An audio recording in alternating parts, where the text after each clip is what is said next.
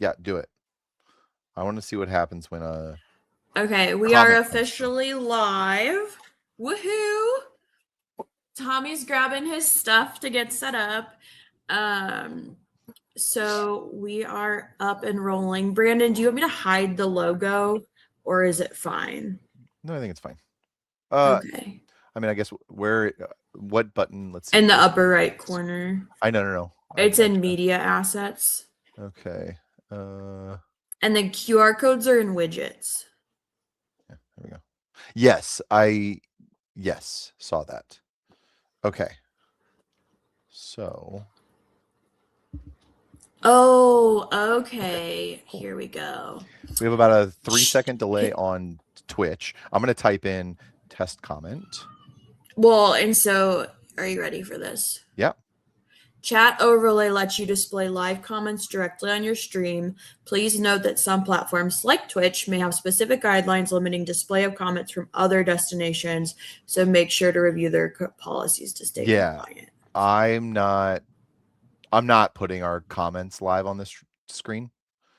Okay, that was my question. I will take so we'll see them come in. So that's what I'm testing right now. Excited for the stream. Okay, I saw that was awesome. I saw it pop up immediately with the Switch logo. Oh, and Link is here. Link's in the chat. Hi, Welcome, Link. Welcome, Link. Yay! How fun. Let's change this back to this and us. Perfect. Hello, Brandon. I'm gonna highlight your thing real quick just to see. Okay, so it covers your face, but yeah, I kind of figured it would in this orientation. It'll be a little covering of the third person in this orientation as well. That's me, right? That'll be you. Yeah. Okay. Yay. Thanks for joining our test while we're getting through. We just weren't sure how the comments would come in live. Yep. So we're excited to see it happen. Got a awesome. Okay, so Link is looking at YouTube. I want to hide that. We're going to go back to this. Okay. Easy peasy. We got this. All right. So at that pops up on screen, it looks like. It popped up on my screen. I guess. Yeah. So Link, did you see? No, it did not pop up on the Twitch. Perfect. I got the Twitch live on my phone just in case. I just want to. I just tested what it looks like. Yeah. No, I think that's good. So I've got it muted and live. Does this mean we're gonna forever be on Tommy's YouTube page going through these details? Maybe. I think you have to archive. Well, on Twitch you have to archive your lives. I don't know about YouTube. Okay. Yeah. So appreciate the feedback right now because it's actually really helpful. We are testing out exactly what this live looks like. We are going to go live around 7 o'clock, or we're going to stay live, but we're going to get started around 7 o'clock. It looks like we've got a handful of viewers. Love to see it. I don't know that I have a... Okay, it looks like we've got 3 people popping in on Facebook. Okay, yeah. So some people are popping over. I'm going to put this on.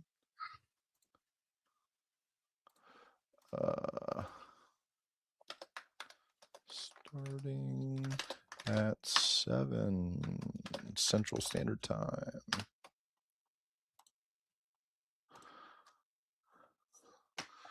All right.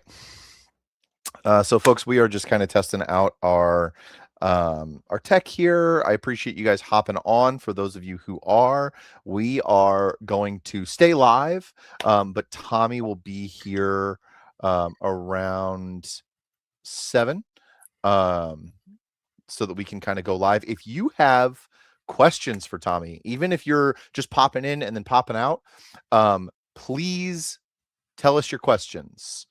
Please give us any and all questions you have.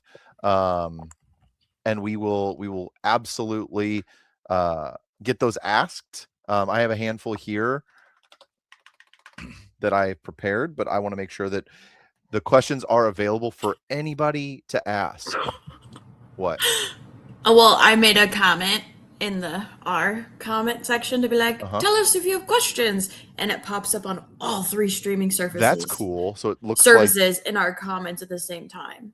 let me go back to the Twitch chat on my phone. Oh, okay. So it posts it to Twitch. Okay, So cool. it posts it. It looks like it posts it to all 3. Yeah, and Folks, for those of us just chiming in, we are this side of streaming is new to a few of us, or most of us, and so we are this definitely, system at yeah, least. yeah.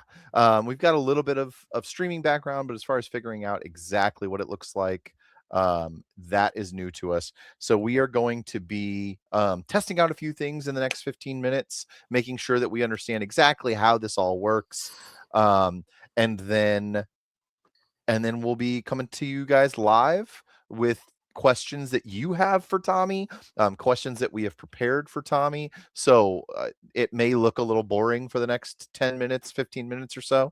You'll just have to enjoy our lovely faces as we prepare the things that we need to prepare to make sure that this is as fantastic of an event as it can be for you all. Hey, So, Brandon. yeah. Should I launch my trivia question to try out our poll? If you would like to, you are welcome to. Okay, friends. So I have 2 trivia questions that live rent free in my head, and I haven't.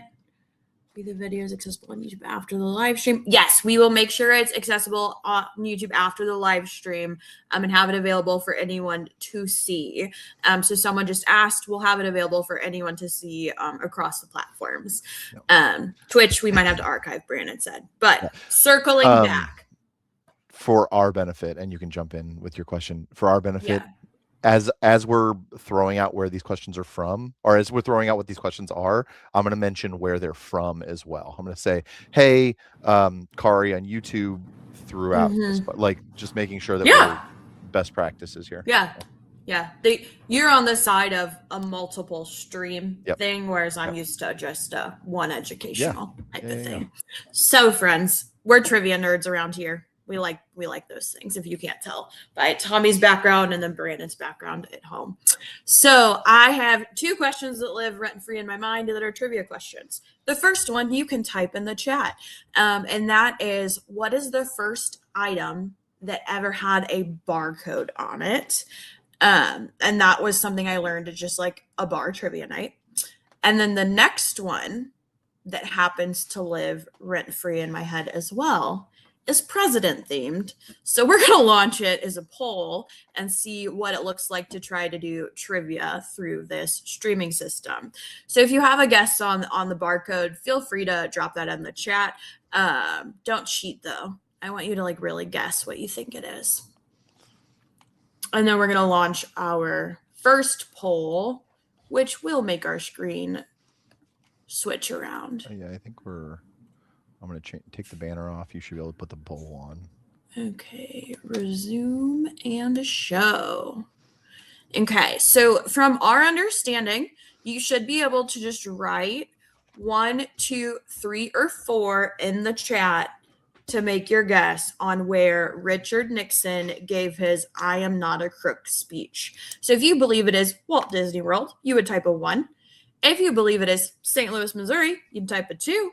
And if you think he gave that speech at the White House, that would be number 3. And then if you think he did that speech in Los Angeles, California, you would type in number 4. And so this is just kind of us testing out our system and having a little fun with it while we hang tight. And then Tommy will be joining us soon to do some tech testing as well. Tech check. Some tech check. Again, if you have questions that you would like to see Tommy answer, drop those questions in a So MJ from Facebook, I think you might just type 4, which actually may look weird for people on Facebook who have no context of what's going on. Hello, MJ. Hello, Thomas. Woohoo, Thomas. Welcome to you both. We are testing out some tech before we go live here shortly. We are running a quick poll. All right, we've got a guess. Okay, it did work. Fantastic. So it looks like if we do see just the number in the chat, that number does correspond. Oh, see my poll. I don't see the poll changing on my side at all. Oh, I I see did. no guesses, I've but got a that's guess. okay. Chris, welcome to the. Oh, there it is. Chris got their guess in. StreamYard link in the executive. I'm IT on site, friends. If I start talking, it's to Tommy or his cat. Fantastic. We got a guess for Walt Disney World. We have a guess for Los Angeles, California. Wow, I'm kind of jealous I can't see it. Can you see it on your screen too, Brandon? Yeah, so I see it both in my like Twitch, like here. So it looks like the people watching will also see it. Okay, yeah, I would say I can't see it, but I'm yeah. not mad. I just wanted to know what people think. Maybe I can see it when it stops. Probably. I would imagine you'll see the end result. Okay. And so since we'd be using this traditionally as like an actual poll, that would be enough for us to get the results at that point. Yeah. But I would imagine, I don't know this, but I would imagine that you can set the settings of the poll to be to show results as it's happening or not. Maybe. But We're new here. I'm not stressed about it right now. No. Thomas from Facebook just dropped a link in the chat. And that link, folks, is our Act Blue donate link. We are on here tonight to get you some answers for the questions that you may have for Tommy. But as is always the case in a political campaign, the least sexy part of that political campaign, the maybe most challenging part for a lot of the candidates, is to go to those hopefully constituents and say, hey, I can't do this without your support. That comes in the form of votes. It comes in the form of all kinds of different things, but it also comes in the form of your donations. So Tommy will be on here in the next 10 minutes or so. Yeah, he was we're gonna get our system set up with him as soon as he pops in. We are up to a handful of folks on Facebook, Twitch, and YouTube. So please feel free to join us at whatever platform is best for you. And we will get started here shortly.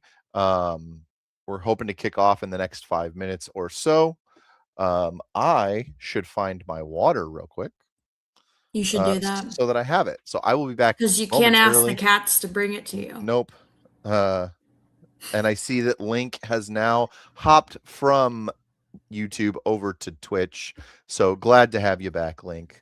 I will be back momentarily.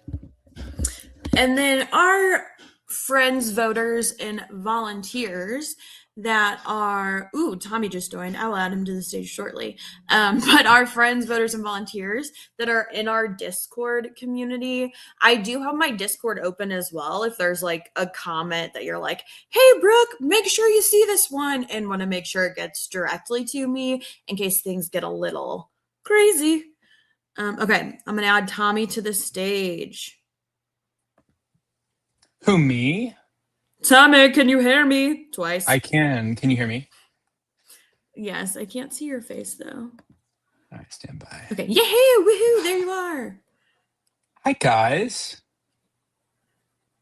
Okay. Oh my gosh. Okay, so then I think if I hide this.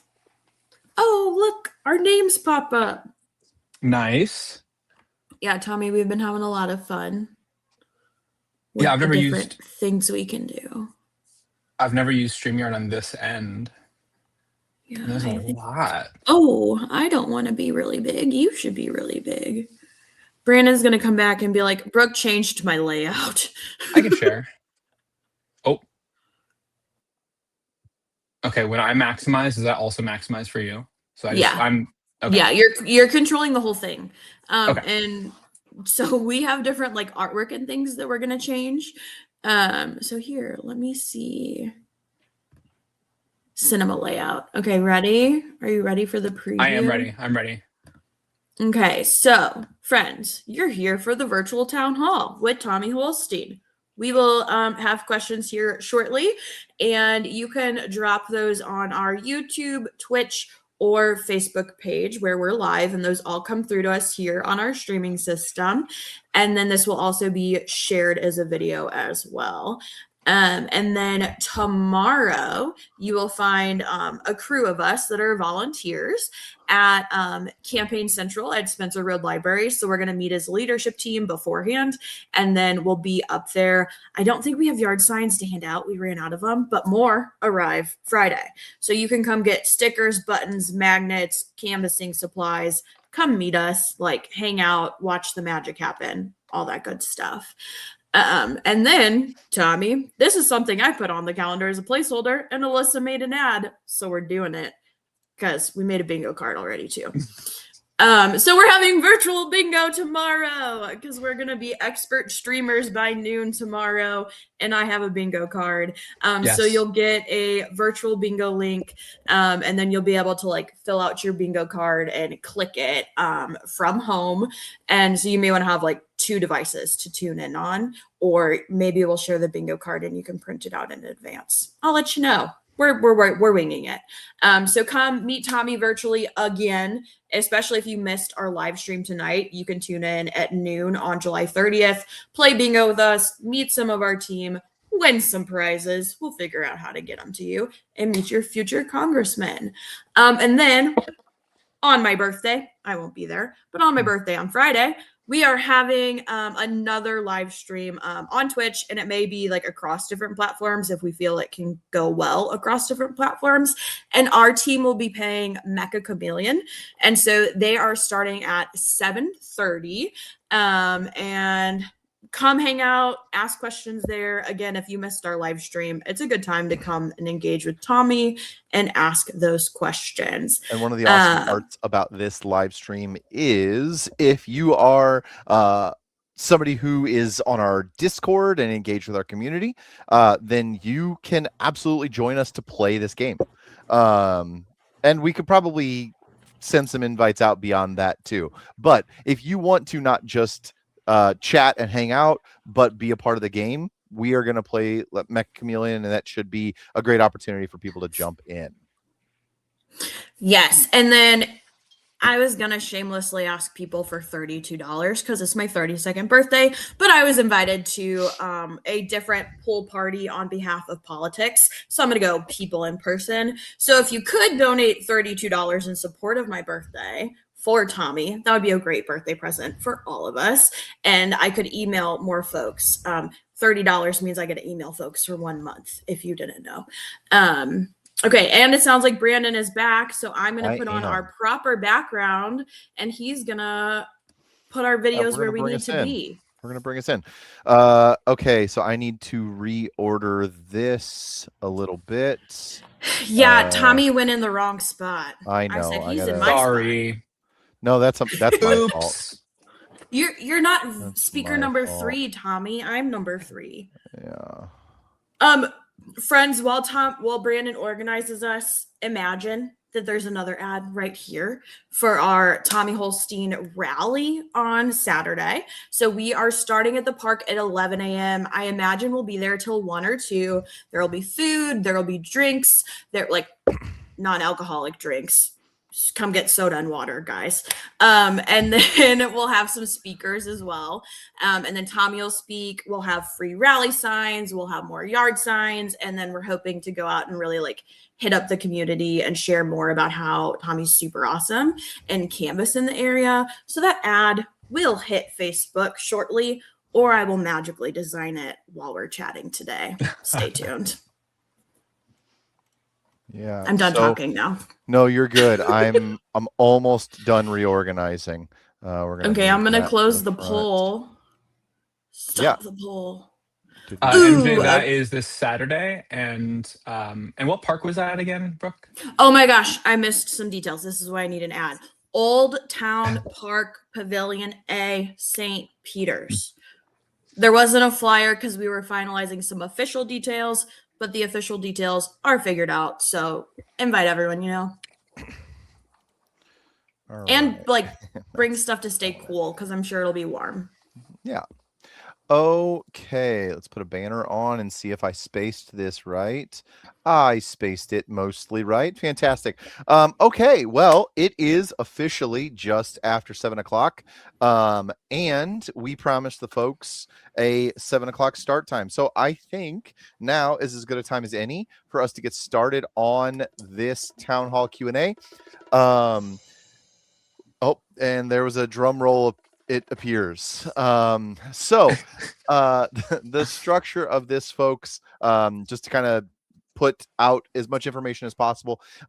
If you have questions, comments, I'm already seeing some pop up in the chat. If you have questions or comments, whatever platform you are looking at, I have those chats available to me. And so be sure to pop in with your questions. Let me know what you want Tommy to answer. I have a handful prepared, a handful that we can pull from. But the general process of a Q&A is that you guys, the viewers and the voters, you are the ones asking those town hall questions. So please, please, please, if you have questions for Tommy, put those in the chat wherever you are so that we can make this as focused on you guys as possible. All right. So I think that where we're going to start is to just kind of pull Brooke and I off the screen a little bit, and Tommy, let you open things up, talking a little bit about your kind of your platform that you're running on, the things that are important to you, and just kind of introduce yourself to anybody who may be chiming in. So we're going to pull back for a second, and Tommy, the floor is yours. Hi, guys. Thank you, everyone, for joining us on this town hall. This is our first one. I'm super excited. I have wanted to stream in some capacity for a long time, so this is really cool. My name is Tommy Holstein. I'm running for Congress in Missouri's 3rd Congressional District. Don't have a map handy, but that's from like St. Charles to Columbia and then up quite a bit. I am running to pass Medicare for all. I want to invest in public education and our youth. I want to stand up to big tech, AI, and data centers, and I want to get corruption out of politics, which includes, but is not limited to, ending Citizens United and banning congressional stock trading. I believe that our government as it stands does not serve the people of this country. It serves a specific class of people. And I want to see our government filled with people who are representative of the people of this country. And so that's my intention for running. I want to be someone who, you know, we don't take any corporate PAC money. Our average donation is $40 and some change. And that's because we are fully funded by you guys. And we want to keep it that way. So that's my stump speech. Yeah. So other than that, I live in St. Charles with my wife Emily and our 3-year-old daughter Loie. Behind Brooke. Brooke's just out in our game room, so you can see our incredible game collection behind her. Big gamer over here. I like disc golf. I like board games, video games, hiking. Getting into pickleball lately. That's been fun. Otherwise, I do a lot of dad stuff. Went to the science center for a daddy-daughter date a few days ago. That's me. I'm Tommy. Awesome. Hi, guys. Awesome. Well, fantastic. Appreciate the time, and I appreciate all the viewers who are popping in. We're sitting at somewhere between 15 to 20 people right now as we go live, as we start. So as more people pop in, a reminder, please, please, please give us those questions if you have them. I'm gonna start with a brief kind of policy overview kind of section. So essentially, I know that in looking over the website, you've got kind of 4 primary pillars to your policy platform. Do you mind running us through what those kind of pillars are and the things that are important to you as you go into this journey? I know you mentioned them briefly, but we've got the first, which is kind of an economy that works for us. Talk a little bit about what that means to you. How does that play out? So I think that sorry, I'm pulling. Yeah, you're good. This up here. I'm going to refer down to my notes a handful of times, so I'm sure that the same is going to happen for you. It tends to be the way that that we function in our hyper technical world. Yeah, so with I think the economy, cost of living, there's a lot that is that kind of goes together. We right now there is a lot of disruption happening when it comes to AI. There are layoffs happening left and right in a variety of industries. Wages have not kept up with productivity. The gains from productivity over the past few decades have gone one direction. They've flowed upwards, and the normal everyday people have not seen those returns. And that is evident when we are buying groceries. It's evident when we're trying to figure out childcare, trying to buy a first home. Like, don't get me started. And I believe that we need a full restructuring of kind of what this economy looks like in this new age. I think as we're entering the age of AI, so many things are changing, and we're not addressing them in a timely manner, and we're not addressing them at the level of that we need to on the ground level from the bottom up.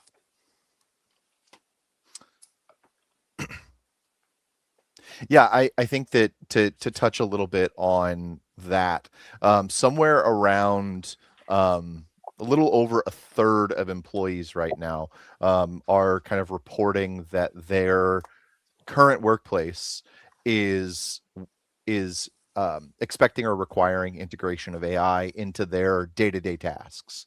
And I know that some of those people are, let's call it, concerned that that what they're doing is they're training their replacements.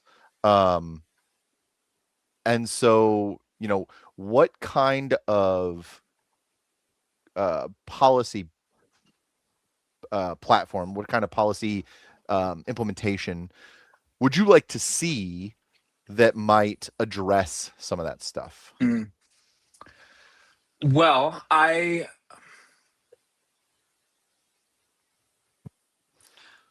it is clear that we are building our replacements. Every time that we feed AI anything, it's just building the AI platform itself. Pardon me. So like if I put a bunch of suddenly silence on my stuff. If I were to put let's say all of the video scripts that I've made over the past several years into an AI platform, into ChatGPT or Claude or something, maybe that gives me some advantage right now. Maybe it helps me create new scripts faster, and it's based off of the old scripts that I've created. I can tailor it to myself and how I would want to use it. And there's a lot of benefit there. And I think a lot of that is very short term. It's a very short term benefit for people. In X amount of years or months, who knows, these platforms are likely to be at a place where like it can just replace that part of the process, and it's going to add new parts of that process as time moves forward. And there's videos you can find of in other countries I don't know where, but there were these videos of factory workers had GoPros like strapped to their head, and they were just filming everything all day. They were filming how they were fulfilling whatever orders they were given for the assembly line, and that data is going to train an AI model that will then be put into, maybe it's humanoid robots, or maybe it's something else, but those people will be replaced. And we're not really addressing any of that. Whenever we see people like, oh, Theo's here. Come on, Theo, come on up. Yeah, There she you was go. just trying to knock over my laptop. So sorry, y'all, if you see me like wobbling. That is why Theo's entering the chat. I'll let you get back to your story, Tommy. Or your. Yeah, these are all very short-term benefits for us, and long-term benefits for the people who own these AI systems. We think about like building data centers, for example. Those, yes, right now that's going to create um, a lot of local labor jobs, hopefully union jobs. Um, I don't know that I'd count on it with these AI companies, but that's going to create a lot of short-term labor and not very much long-term labor. And I think that like an average data center, like a large-scale data center, may create like 100 jobs, maybe, for the entire facility. So it doesn't create like hundreds or thousands of jobs. It creates like dozens of jobs per data center. There is nothing when it comes to, I think we are not having an honest conversation when it comes to AI and the economy and the job market. We're just not. And it feels like when we watch people like Mr. Wonderful is building like the world's biggest data center or something. And like when we watch people like him talk about the construction of these, they just kind of gloss over all of the issues and just point toward, well, we have no idea like the amazing things this is going to bring. Awesome. We should have an answer for that. If we're going to rewrite all of the rules for everything and to benefit a couple people, we should have an answer for that. Yeah, I think I totally agree. Um, Couple fantastic questions coming in through the chat. Big shout out right now to Chris Schneider. We're going to start up at the top. What is your position on creating congressional term limits and age limits? So I guess let's take that in two pieces. Let's start with the term limits piece. What are your thoughts on congressional term limits? And if you have any specific like identifiers as far as like, okay, well, I think this term limit should be this, or if you have anything like that, feel free to speak to that. And then once we're done with the term limits piece, let's talk about the age limits piece. I think it was Josh Hawley, who suggested a limit of 2 6-year terms for Senate and 6 2-year terms for the House. And I think something like that needs to happen. Our world changes so quickly now. I mean, I graduated from college in 2018, and in the almost decade that I've been out, the world has changed a dramatic amount. And it's going to continue to ramp up how quickly things change. And the people that are in office are getting increasingly out of touch with what the world is like right now, with what normal everyday life is like in this country. They're not as accustomed to what this economy is like, or what it's like to have to raise young children in this economy, or they're removed in such a way that I don't think someone who's been there for decades could possibly understand what life is like for the everyday American. And so I think term limits is not just something that we need to address for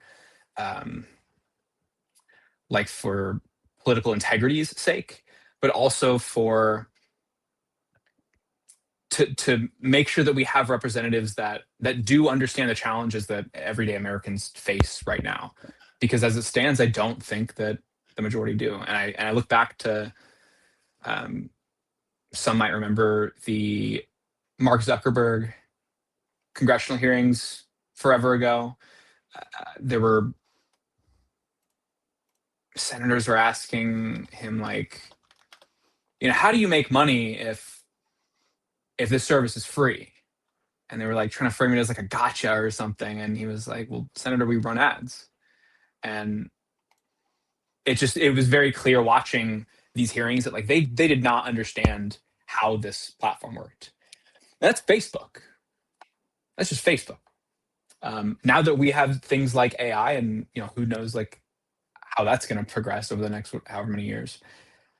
Do we have people in office that understand what it's like to reckon with a technology like that, or who's like use these tools, or I don't think so. I don't think so. When it comes to age, I'm not as I do want the average age to come down. I don't know if I have a specific like once you're above this, once you're older than 70 years old, then you can or can't run for office. I don't know if I have a specific age. I definitely don't want to continue to walk into rooms of like people in politics and be the youngest person there by far. That happens quite a lot. We'll go to the like Democratic committee meetings and stuff, and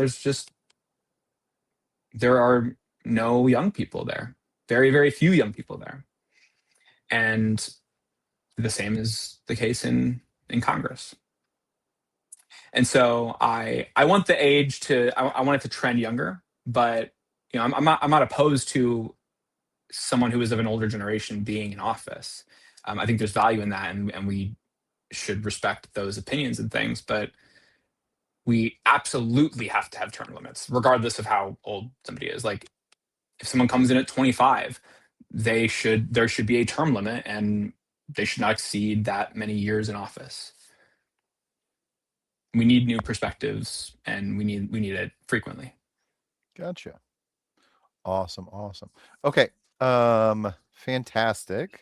Looking at Brandon, I'm gonna click that one button and see if it messes things up I before. just made one. There we go. Okay, perfect. And I just didn't want to mess Tommy's stuff up. No, you're good. Okay, so Allison Stewart, I see your question. We're going to grab that in just a minute. We've got a couple more from Chris Schneider. We've got, let's see. What are your thoughts on our aging infrastructure? Energy, water, data, highways, rail. So if you want to speak to that a little bit, and we can kind of hear what your thoughts are on the infrastructure here in Missouri, as well as kind of broader, since your role in U.S. Congress would have an impact on that broader scale. Yeah. That's a great question. And I don't know that I've sat and thought about infrastructure as much as maybe I should. I think there's a lot that I would like to see in Missouri when it comes to like public transportation. Is public transportation considered infrastructure? Like, is that okay? Cool. I would say it's part of it. Okay. I think that's something I absolutely want to see more of, like at least in. There's nothing in St. Charles County. I think we just put something. We just started some program in St. Charles County where it's like is there like a free taxi service or something? Does anybody know what I'm talking about?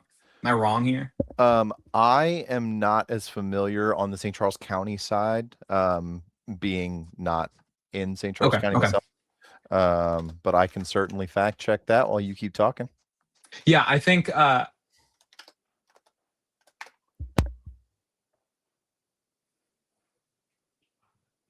You know what? I don't know that I have a whole lot to say about infrastructure at this moment. I would love to come back to that. Yep. Who asked that question? Chris Schneider Chris on, Schneider. Chris, on Facebook. I'm gonna write this down, Chris, and whenever I have some more things to say about that, I'd love to reach out to you and kind of chat about it. Yeah. All right. So we've got an answer on that forthcoming at some point. Chris, actually, we're going to come back to Chris's other question. We're going to take one from Allison Stewart. Allison says, my husband and I have a farm in Rawls County. We are always struggling with corporate farms trying to undercut our prices. We lost a lot of profit because we couldn't sell our soybeans. Okay, so I guess the first premise here, and then the follow-up question there is, what are you going to do for us? So speaking to, and Allison, feel free to correct me if I'm wrong, but speaking to the impact, because I imagine that so that statement popped up, and then the follow-up was essentially, what are you going to do for us? I imagine that the impact of those tariffs had a pretty large function in relation to how that soybean crop was affected. So if you want to talk a little bit to how you intend to impact farmers, and then maybe more broadly talk a little bit about the impacts of tariffs and fiscal policy, which we all know theoretically is supposed to be the job of Congress, but they seem to be abdicating that position a bit recently. So yeah, if you want to talk to that a little bit. Yeah, Allison, could you give us a little bit more information on like what specifically has happened with your my husband and I have a farm in Rouse County. We are always struggling with corporate farms trying to undercut our prices. We lost a lot of profit because we couldn't sell our soybeans.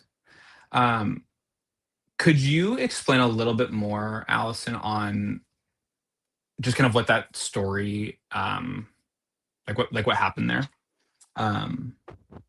or maybe Tell you some what, specifics on? Go I ahead. will keep an eye out for any additional information from Allison. Yeah, But thank you. Allison did have a additional question, so we'll jump to that one for now while Allison kind of has an opportunity to throw a little more information out. Other question: what makes you better than that other lady running for the same seat? She wrote Becky Mann. A little clarification: Bethany Mann is the other candidate running for Missouri 3. And so, Tommy, I'll let you speak a little bit to what makes you different, what makes you better to represent this seat here in Missouri. What makes you better than Bethany in that regard? Thank you. I don't know that I like Bethany. I think that she's done an incredible amount of work for the people of this district, for the people of the state. Um, I think that a big concern of mine was that we would have a repeat of last election cycle.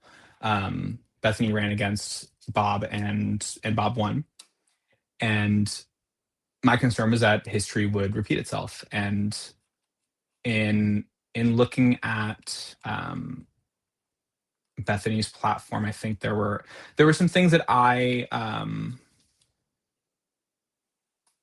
specifically concerned about in this moment in time, like AI. I'm concerned about AI in education. I'm deeply concerned about that. On top of the land and water use, I'm really concerned about the rise of fascism, authoritarianism in government, and in erosion of democracy in a lot of ways. And I think that these are really pressing issues of our time. I'm also really connected with the youth of our communities. I do a lot of work with young people in collegiate spaces. So I'm a fraternity advisor at Lindenwood. I travel to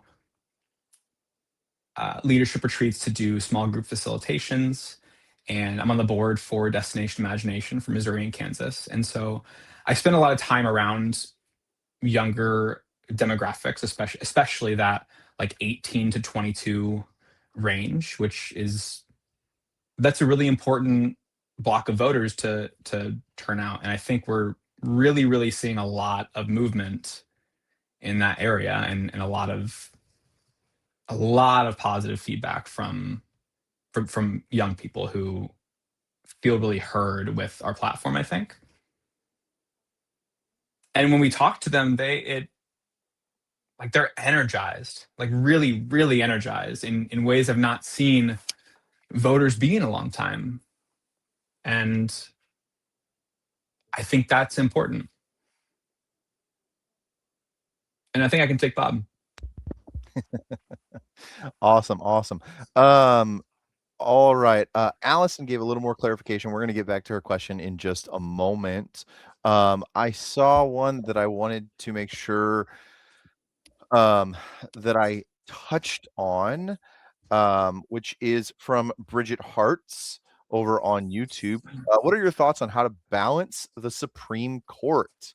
Examples, ethics, term limits, building it towards 13 justices, so court expansion.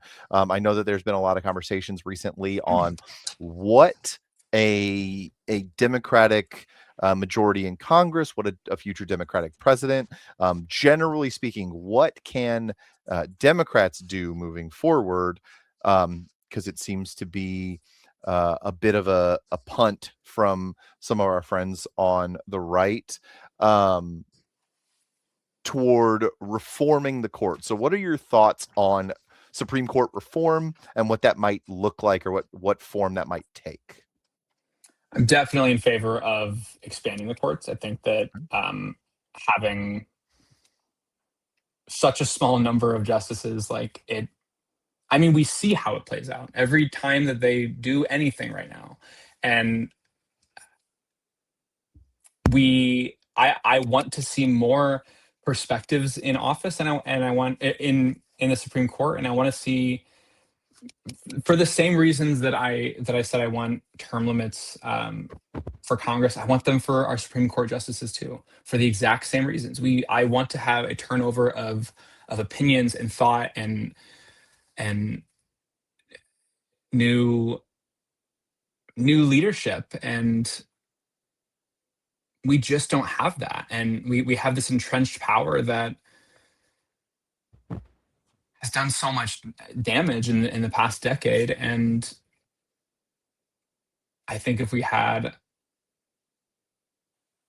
reform of the courts like in that way, then a lot of that would be remedied, especially increasing the amount of justices that we can have in the Supreme Court. I think that's really important.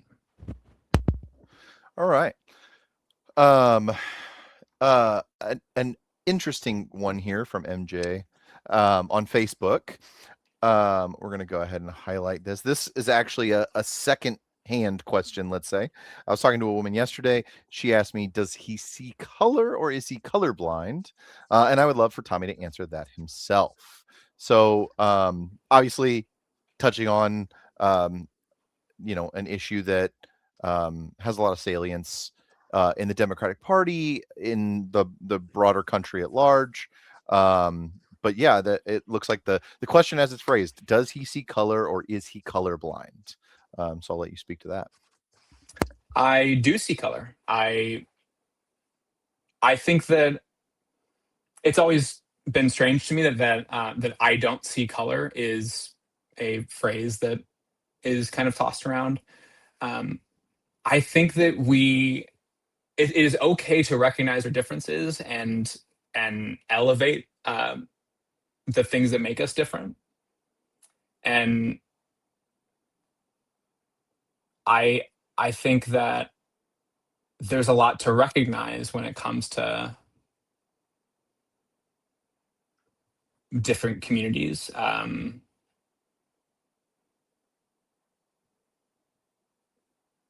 I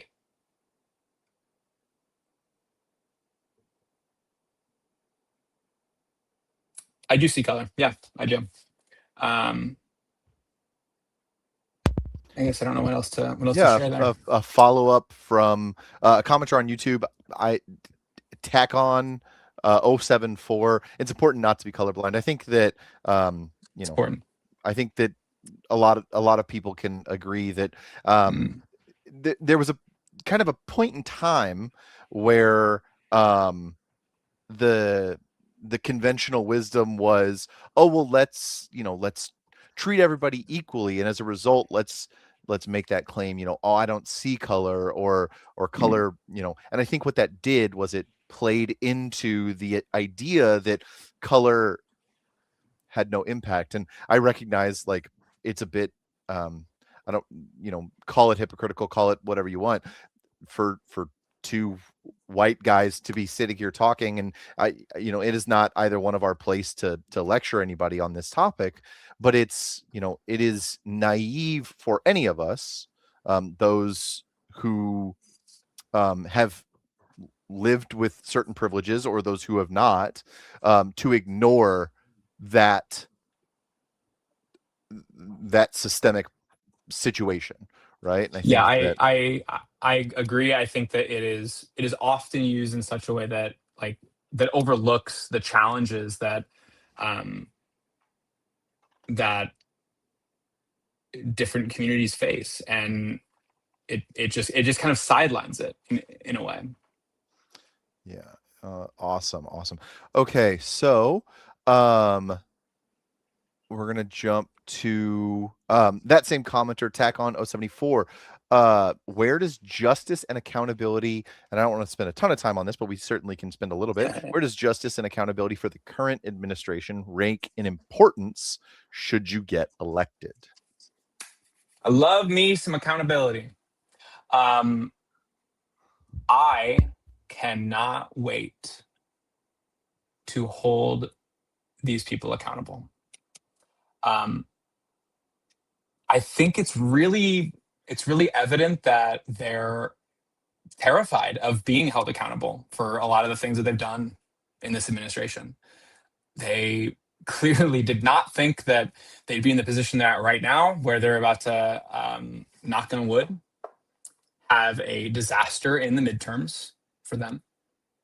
And I think there's a lot of people that are about to get in office that are ready to hold those people accountable. I'm certainly one of them. Um, I'd say it's high on my list. I will be holding people accountable for some of the atrocious things that they have done over the span of this administration.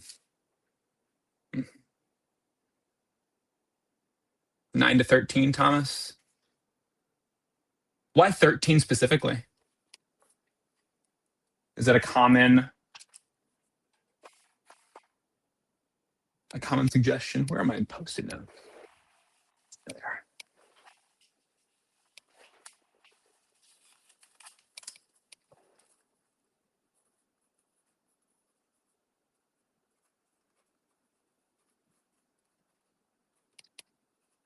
Oh, sorry, I cannot hear you, Bernie. That's my Ah, bad. I was muted. That's on my end. I was answering the 13 why 13 question. thank you. So a comment from Bridget Hart's up above, that kind of is what partially brought this up, was that 13 justice, that number 13, brings it equal to the number of federal courts we have across the nation. Um, there are 13 federal courts that a lot of things go to prior to getting to Supreme Court. So that would be kind of where a lot of people pull that number from. Um, Yeah, so I think just that change would do so much for. Yeah, yeah, yeah, I like that. absolutely. Um, a lot of people are adding additional comments to the don't see color conversation. We see you can't turn away from the atrocities committed against people of color. 1000% naive if you say you can't see color. We see from MJ, it's so important. St. Charles is booming because of racism. My father's parents fled North City during the White Flight. STL history is important. Black and brown folks deserve good representation in St. Charles County. And MJ is happy to have some more conversations on that. So that is fantastic. That would be great, MJ. Yeah. We also see some additional comments on the accountability piece. Thanks. I can't wait to see so many of the current administration in courtrooms. So there is, call it an appetite for that. But obviously, and you spoke to it a little bit. We can walk and chew gum at the same time. We can have those accountability hearings while simultaneously getting things done for the folks in the state and in the country. So that is important. Jumping to another question here, I'm going to pull some that I see. Can you tell us your thoughts on climate change as well as what you'd like to do to help combat it? That is from Chris Schneider. So if you want to speak a little bit to kind of your perspective on climate change, I had seen a statistic recently that said we are no longer, or we are beyond the point where that 1.5% warm or 1.5 degree warming is feasible for us. But stepping back from that statistic, if you want to talk a little bit about just generally your thoughts on climate change and what actions you think are necessary and important to help combat it. Yeah. Man, climate change has been like that topic that I've heard about my entire life that just doesn't get fixed, addressed in any way. It, yeah. There's a lot of the Green New Deal that I like. I support the Green New Deal. And I think that we absolutely have to have clean energy. I think that because of the nature of capitalism, there are just not as many incentives to like do the right thing for like the environment or for the sake of the environment. Your job as a CEO or leadership in a company is to make a number go up. And that's what you're going to do when you're in those positions.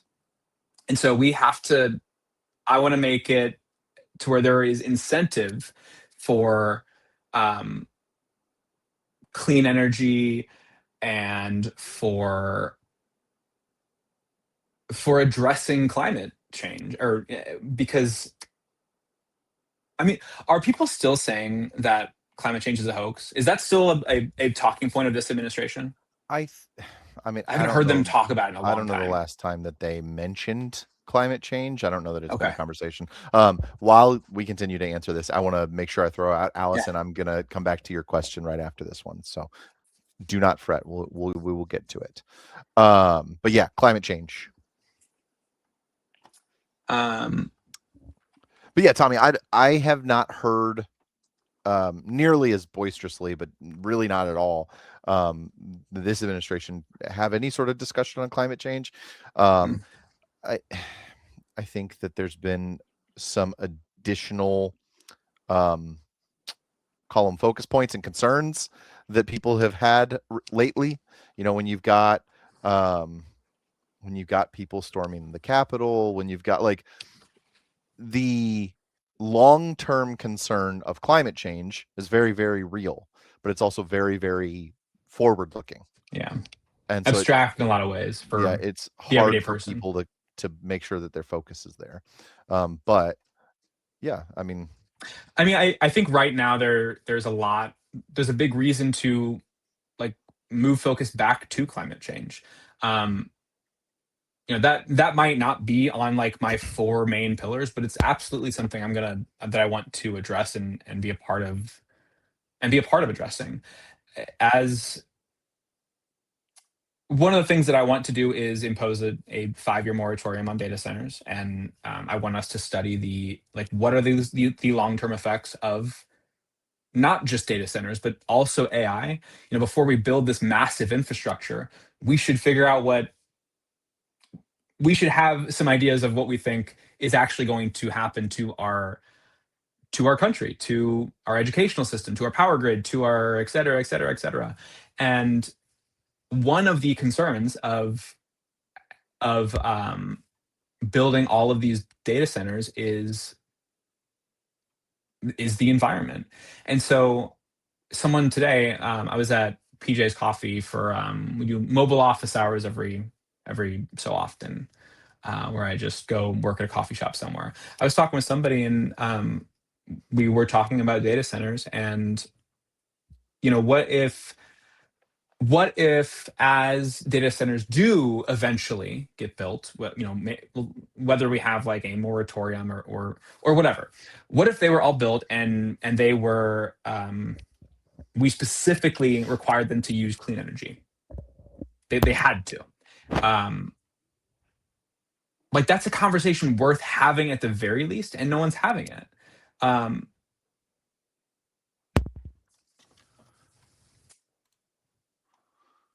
What is the data centers are gonna like eat up how much of our power grid in the next?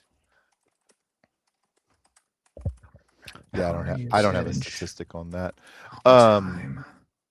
As you consider your answer on this one, Chris kind of added a bit of an extension. Speaking to clean energy, what does that look like to you? Solar, wind, hydroelectric, nuclear. So you spoke to the need for clean energy. What does that look like nationwide? What does that look like here in Missouri? If you want to speak to that a little bit. Yeah, I'm really interested in solar. I think there's so much more that we can do with solar. I think that I would be really interested in like how else could we use solar panels? How else could we install them in our communities, but in ways that would benefit like the entire community, and not the gains from that just going to one direction. I'm really interested in creative solutions to things. I think there are a lot of conversation when it comes to politics. It's this or that, and if you are not one of these two things, let's take the voter IDs for example. Is it important to make sure we have a secure and fair election? Absolutely.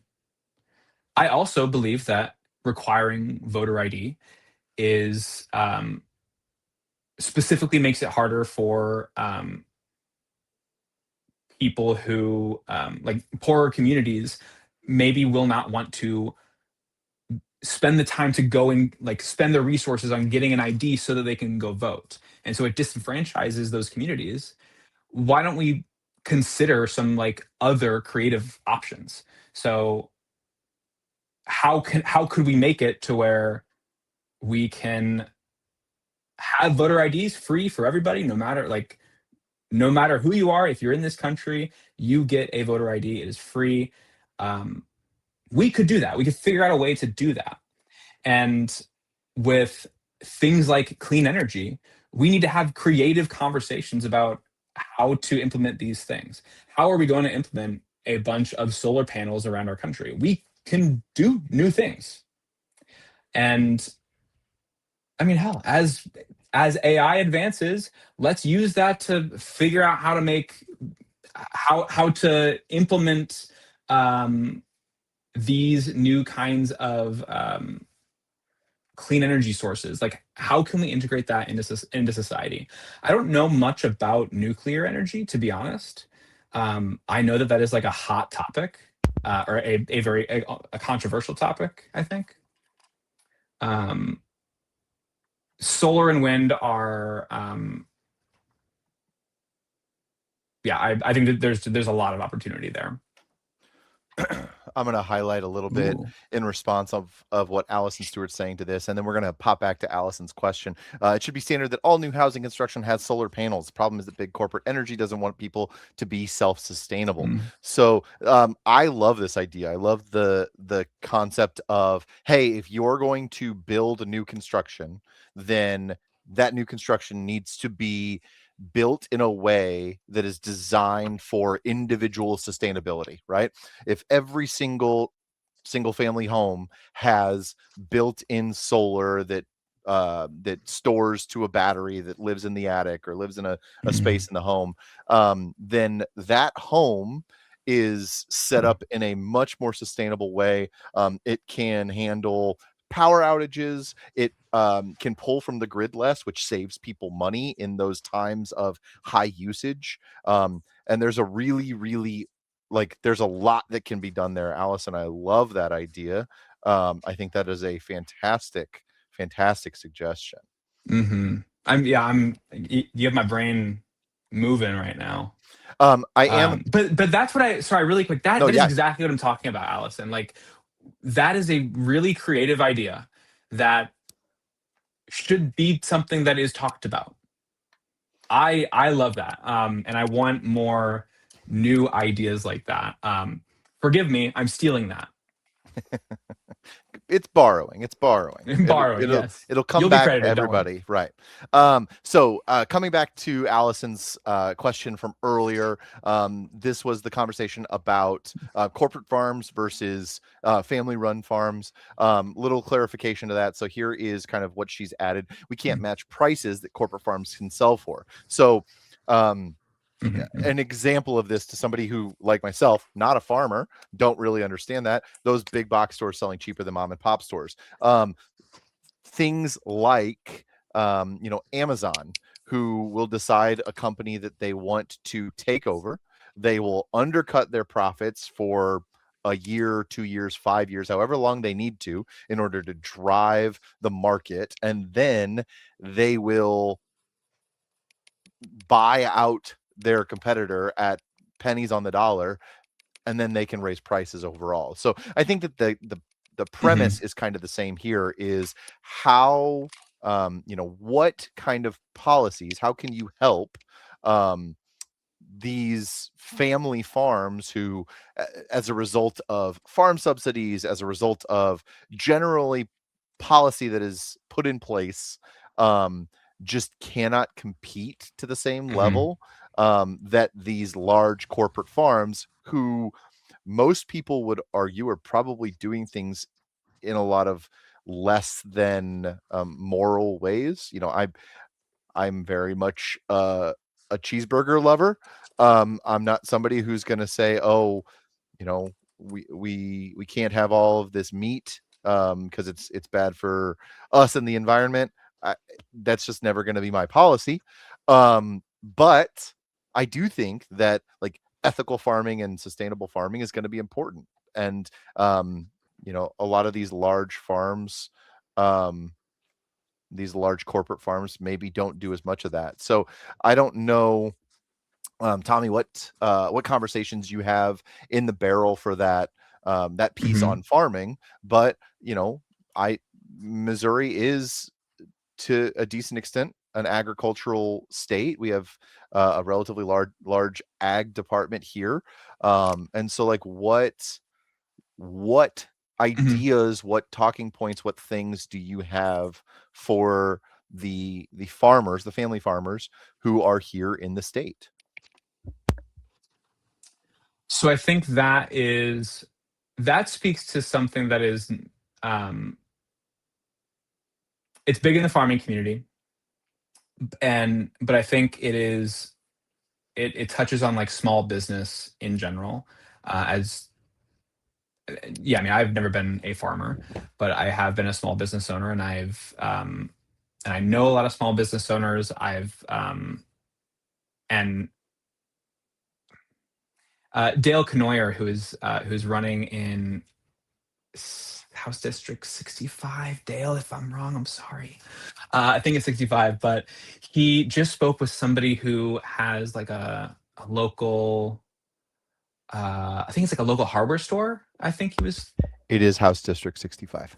Nice, thank you, nailed it. But they were saying some very similar things.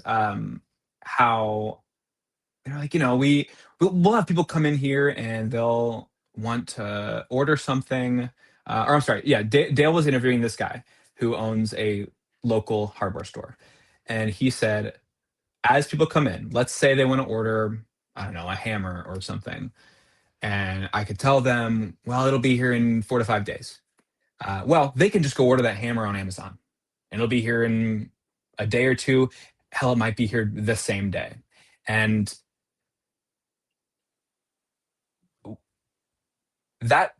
that'll kill small businesses.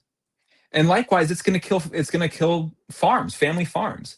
Um, while I may not have been while I've never been involved in farming, I'm a big gamer, and one of the games I was obsessed with for a long time was Stardew Valley. I don't know if there's any Stardew fans in the chat. Um, but Stardew Valley is a farming simulator in which you inherit a family farm from a relative that passed away, and you start with nothing and like over time build out your farm. And in this game, you do a lot of planting crops, uh, harvesting the crops, going into the community and selling those crops at like a farmer's market. And there are kind of two paths you could take in this game. There is some Stardew fans. Uh, there are two paths you can take. You can go the community center route, or you can go the Joja Mart route. And I'm having to look up what happens if you go the Joja Mart route because I have never done that. Screw Joja Mart. Um, if you go the community center route, you spend a lot of the game taking like bundles of crops and donating them to the community center, and over time you're building out this community center. And what happens I guess maybe I shouldn't spoil what happens, but the if you take that path, you are investing in the community is the idea. And if you go the Joja Mart route, um, in which you buy a membership at Joja Mart, and the community center instead becomes a Joja warehouse. So it'll become an Amazon warehouse or something. And so my understanding is like you'll get like better prices, but it kind of destroys the community. It destroys the community feel. Um it destroys small business, it destroys jobs, and so I might not know like a specific policy that I would want to enact, but I'm open to suggestions, and it's absolutely something that I want to focus on is helping small business, small family farms grow and thrive and be able to sustain themselves in this economy and not have to worry about like Amazon can undercut me for years and not make a profit for a decade while I'm trying. Like that just shouldn't happen in a country that suggests that we're like all about small business and entrepreneurship. And like I I tend to disagree if we're allowing family farms to go under, small businesses to go under, because these huge conglomerates are just buying everything up or undercutting people. I hope that Yeah, answered your question. I think that so Allison brings up a good point that obviously the comment was totally unrealistic. You can't sell soybeans at a farmer's market. Totally understand that, Allison. And I think that there's a fair point that that is kind of brought up here, which is, Tommy, you just said yourself, you don't have an exact policy answer for this right now. I think that it is, any politician that goes into office saying that they have every answer for every political circumstance is likely being a little hyperbolic. They're Mhm. lying to you, right? I think that and this goes into a little bit about a question that we saw here from Total Annihilation. Your campaign has been very different from what I've seen in the past. Does this reflect how you would run for office, and does this reflect what your time in office would look like? And I think Allison, the answer to Allison's question kind of speaks to this as well. And Allison totally understands that didn't give a policy answer to the question. But I think that if I can, interpret a little bit here, the willingness to acknowledge that maybe you don't have the absolute best answer for everything every time, but you're willing to listen uh, to the voters and the folks that do need answers to those questions and get policy. And I would invite Allison. The comment here, tough thing is that 9 out of your 11 counties are rural, and that is totally fair, right? And the intent is, and I want to make sure for our chat, because I'm seeing it kind of go a couple different ways. That is a fair point, right? A lot of the counties in the district are rural. I would also say that if we look at the population breakdown of our entire district, we want to make sure that every single voter feels like they can be heard and listened to. And I say we, for those who, are just kind of coming in and don't know, I am hosting this. I am also somebody who works with Tommy on his campaign. And I know Tommy pretty well. I know that, he wants to hear those critiques and those criticisms, and he wants to know, hey, there needs to be more of an attention paid to X, Y, or Z, or hey, this is a really serious problem that some of our constituents are facing. How do we fix it? Because again, any politician that comes into a conversation and says, I know more about your problem than you, and I know how to fix it for you, is lying. They just are. Right? If Bob Onder went to rural Missourians and said, this is what I'm going to do to fix your problem, he's lying. He doesn't have that context to know exactly how to fix your problem. But if we listen to our communities, we listen to our constituents, we listen to our voters, and we say, hey, what is it that you need from us? That's how we build a community that can stand together, right? And if I to kind of touch on that, to what let me go You're good. scrolling up here just a moment. What you looking for? There was a question about here we go. So your campaign has been very different from what I've seen in the past. Yeah. Does this reflect how you would run for office? Do you have ideas on what that looks like? And so I want to tie that into Allison, kind of your concerns with rural this farming farms. situation. Yeah. Yes, thank you. I don't know what every person in this district goes through, what their challenges are.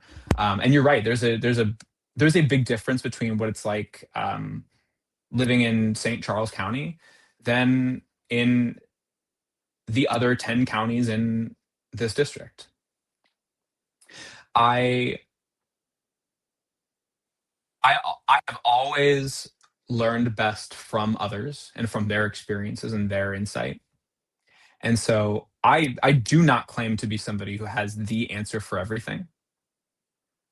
And I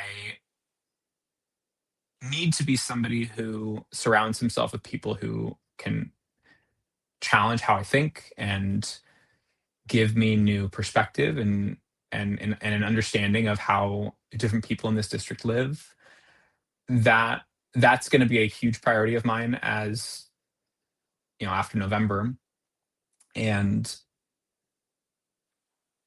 one thing that I would like to do to help with that is I would like to have many town halls, in-person events. Um, my favorite part of this campaign has been meeting people, has been people coming up to me and sharing their stories, or um, what has been challenging for them, and I want to continue to do that. And as someone who has my background is in communications and film video production, I want to use those skills and use those talents of mine to be as open and transparent and as communicative as possible with this district. And I want to meet people where they are. And that's why, like, so far for the primary, we've not been able to like get out into all of the rural communities. I would really like to, and we're going to spend a lot of time there after the primary. And but I want to be in front of people, and I want to have conversations, and tough conversations, and I want people to show me what challenges they are facing, and I want them to challenge me and help me understand how I could fix these issues for them, or how I could at the very least make them feel seen, and help them find solutions somehow.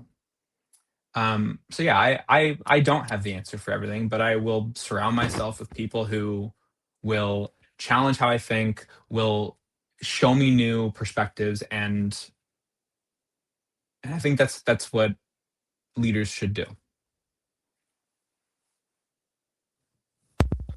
Yeah. So, you know, I think that um, I think that hopefully that um, goes to speak to any of these questions that you feel like, hey, that answer didn't hit with me, it didn't land with me. Please don't let that be the end of the conversation. Mm, Our campaign, um, as we've worked with Tommy, has worked really hard to make sure that we include voices from anyone who wants to be heard. yeah. And that comes from the top. That comes from Tommy. Um, so please make sure that if your answer to the question, or I'm going to continue to try and get through as many of these questions as possible. But if we don't get to something, please don't let that be the end of the conversation. Please make sure that you're engaging with us as we get to the end. I'm going to just to kind of some housekeeping here. I'm going to try and take us till about 8:30. I don't want people to spend too terribly much time. Right now it's 8:03, so I'm going to try and keep us locked in here for another half hour or so. If you have more questions, continue to ask. But we're going to pop over to another question here. I saw one that I really liked from Chris Schneider again. And I'm going to tie this in with another question. So Chris from Facebook gives us, how will you work with Congress to reform the National Emergencies Act? I will kind of, for those watching who maybe don't know what the National Emergencies Act, the National Emergencies Act was a federal law passed in 1976 that is essentially how and why presidents declare national emergencies. So it's been used by presidents from that time to essentially declare national emergencies. There are those who argue that maybe it could use some reform, as there is very little oversight into what a president can, or how and why a president can use that. And so the question as it's posed is, how will you work with Congress to reform the National Emergencies Act? A bit of the key kind of talking points of that act is a president can essentially state a national emergency and use kind of extra powers that aren't explicitly falling under the president. The president must at that time tell Congress what specific powers that they intend to use. And in theory, that national emergency can last for about a year before it needs to be checked in on by Congress. So there are far more parts to that. That's just kind of an overview. But for those who are watching, that's what that National Emergencies Act states. So I'll turn it over to you, Tommy. What or how will you work with Congress to reform the National Emergencies Act? Or is that something Yeah, that's on your radar? it was not on my radar. No, you just explained to me what the National Emergencies Act was. Now I do understand that presidents can, call national emergencies. I know that there's concern that Trump will do that around the midterms, and I so I don't necessarily want to speak to like what my thoughts are yet, because I think there's quite a bit of learning I have to do on this act. And so for things like that, so Chris, I would love if you would DM. Instagram is probably the best way to reach out to us directly. If you could DM me this question specifically in Instagram, then I can commit to researching this some more, having a conversation with you, Chris, directly. Allison, I'd invite you to do the same, with your questions regarding farms.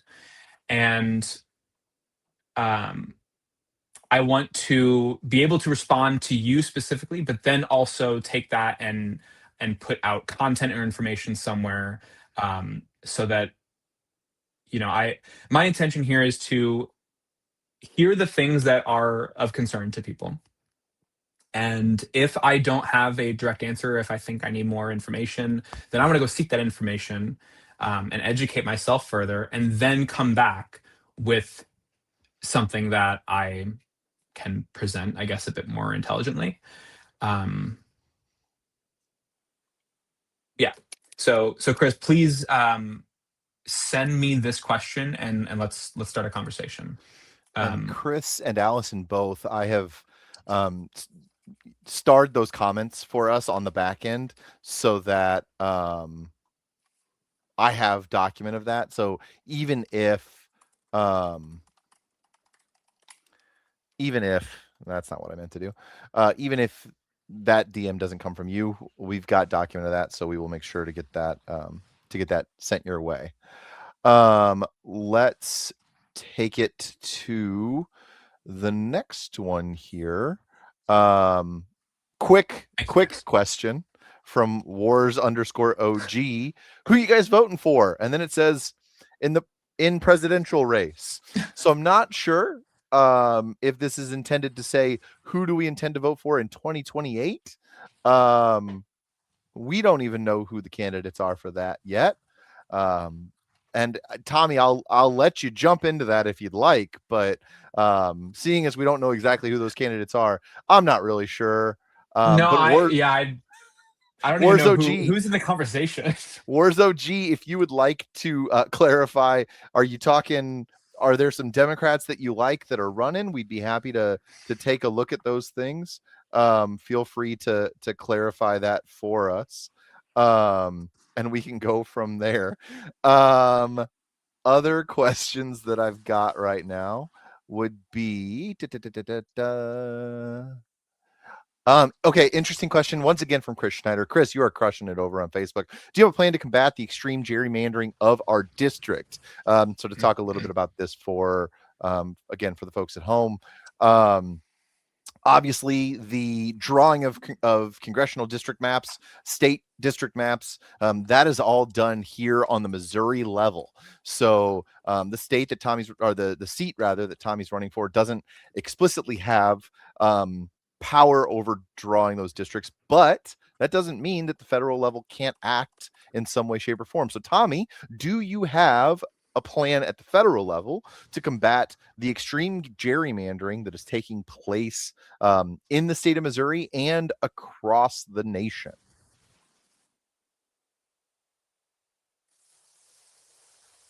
I'm doing a little bit of reading. Give me one moment.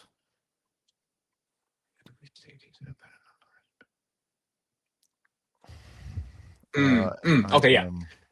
So what I would like to see, and I don't know what I don't know if it's like if there's a situation where it makes sense to like, here's the map and here's what the map's going to be forever.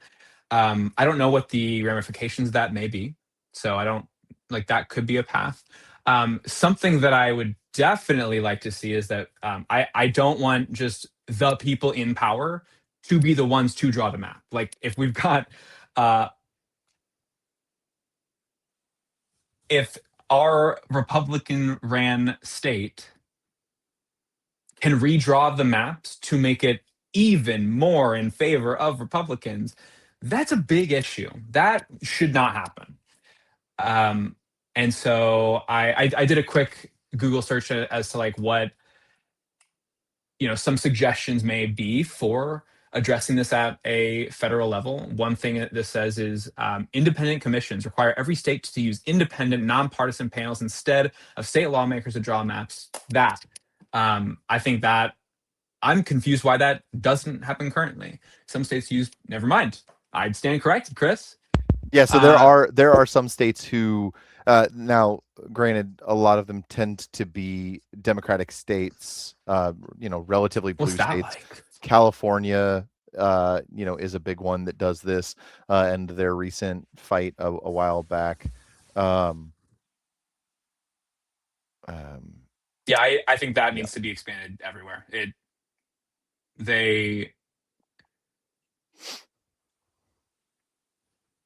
That's no. Independent commissions. Ranked choice voting, I think, is a big thing that needs to be introduced. Yeah, ranked choice voting would really, really help with this issue. So I'm reading some more suggestions.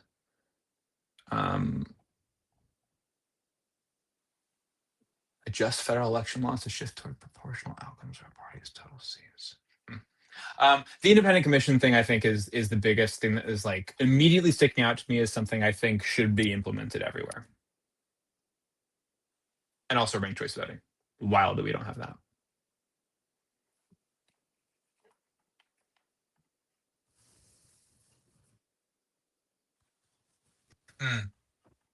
I realized I'm muted. Looking forward, another question here. Looking forward, once you win your race, do you have any plans to join any congressional committees? Are there any congressional committees that have stood out to you, Tommy?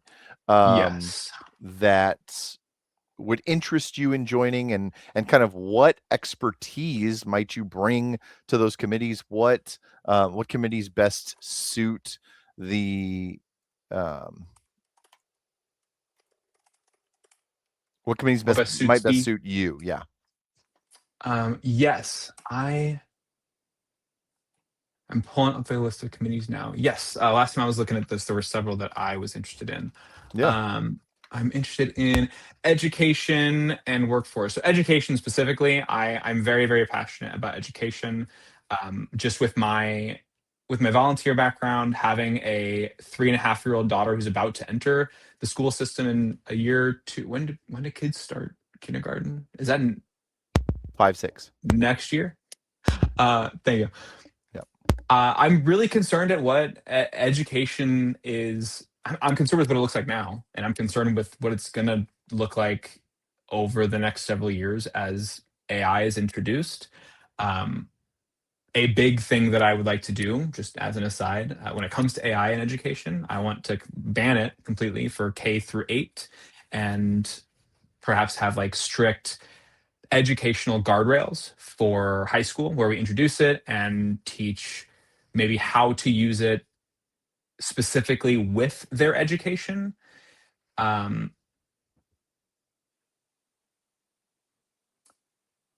Yeah, that's a different conversation though, which I'm willing to have. But education is the biggest one that stands out.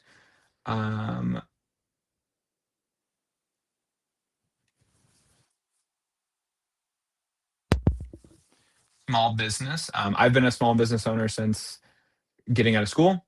My parents have been small business owners my whole life, and I have been involved in various chambers of commerce and have volunteered on different like subcommittees within those chambers. And I think that small business and entrepreneurship are like that's what makes local communities thrive. And I want to see more resources put behind small businesses.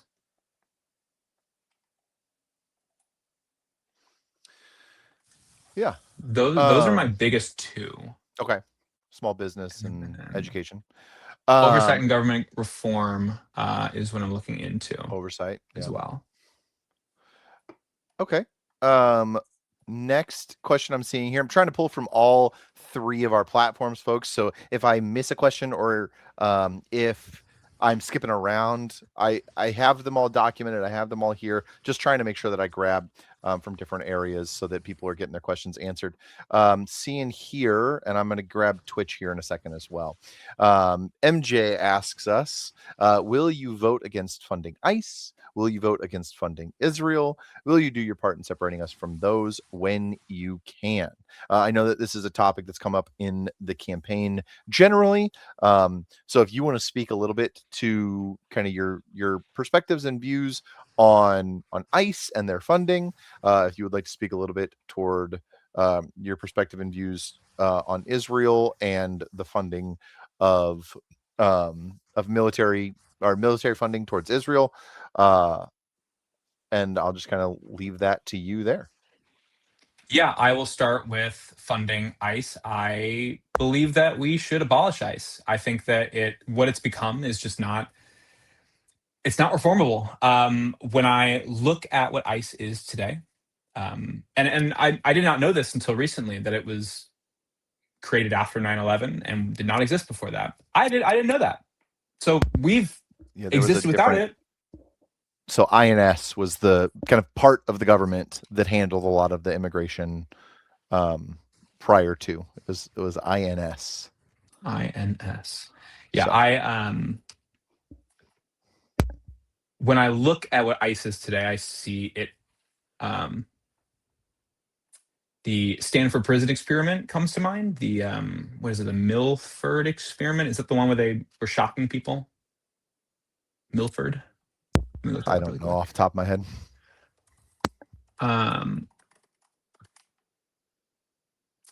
Yes, the Milgram experiment at Yale, which is where it tested how far ordinary people would go to obey an authority figure who ordered them to inflict pain on another person.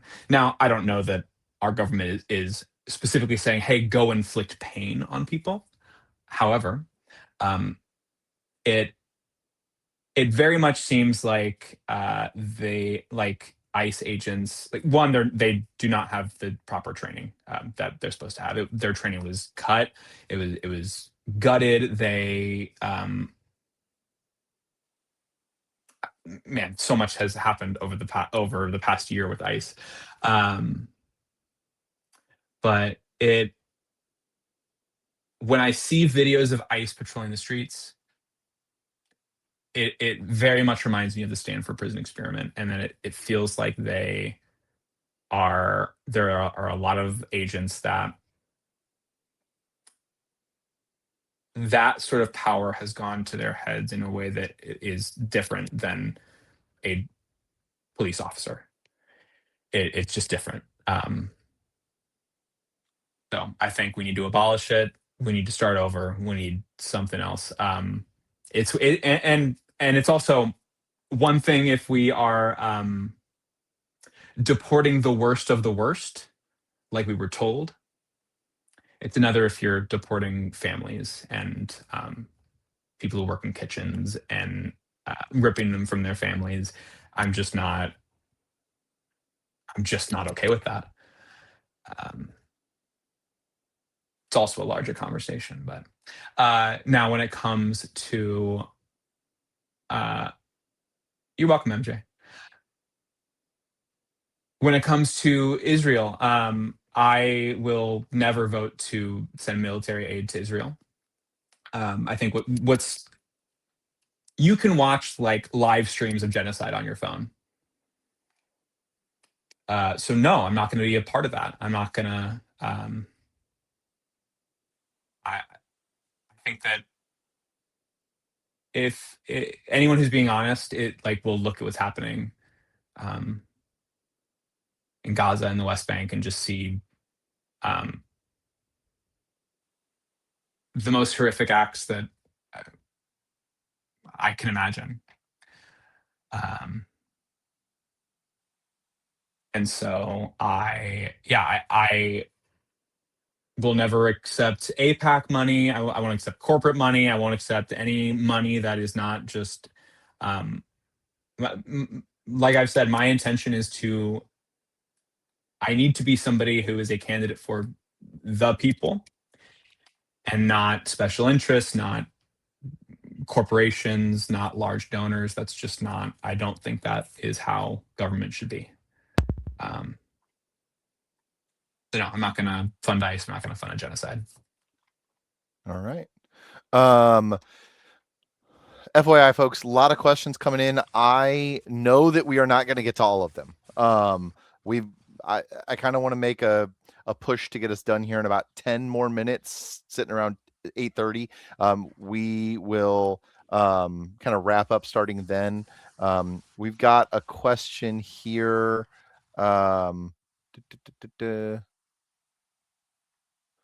We've got, I'm concerned with how this administration has moved away from the Constitution. What laws would you propose to make sure our civil rights will not be erased by another president? So whether that is a president in 2028, 2032, or any president in the future, are there laws that we feel like could be put on the books? Are there things that we could focus on that would help protect the civil rights of those voters in the country who maybe fall on the wrong side, regardless of whether that is the right or the left, fall on the wrong side of the people in power. As difficult as it is for some to believe, if you're going to be somebody who protects civil rights for some, then you need to protect civil rights for all. And so, what does that look like from your perspective? And what laws would you propose, or what ideas do you have that can make sure our civil rights will not be erased by another president? Yeah. Bridget, can you share what specifically you mean by erased by being erased by another president? I just want to make Yeah, sure that I'm I understanding think this that. right. So I'll wait to hear from Bridget, obviously, but speaking to a handful of things. You look at, and I know that you've spoken to this, so this is why I'm using this as an example. You look at Alex Mhm. Preddy, right? Alex Preddy exercising both his first and second both his constitutional rights from the First and Second Amendment, and then as a result of that, had his life taken from him. These types of things where there are crackdowns on the rights of our citizenry, that are done in the name of XYZ. Fill in whatever you want to put there, and then wrapped up in the flag of patriotism and packaged as some patriotic act of protecting the government or protecting this, that, and the other thing, but are pretty plain betrayals and erasures of our constitutional rights. And so, like, are there things that you think could, it's not like the First Amendment isn't already there. Right. Right. So, like, what are some things that maybe could be done, that could help protect those Hmm. constitutional rights?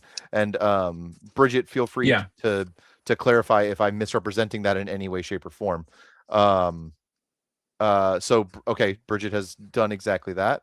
The way Trump has used ICE to deny people due process, how they're not supporting the Fourth Amendment. I'm going to assume that is, women are denied health care, and I'm going to wrap in a little bit of on this healthcare piece, there was a conversation um, earlier on. So if you want to speak further to women's healthcare as well, feel free to do that. I certainly will.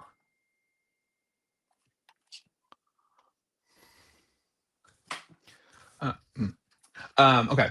So first I'm going to speak a little bit more broadly about like Yeah, the First and the Second Amendment, yeah. and then Bridget, I will come back to ICE Due and process and women's yes, yeah, rights. yeah.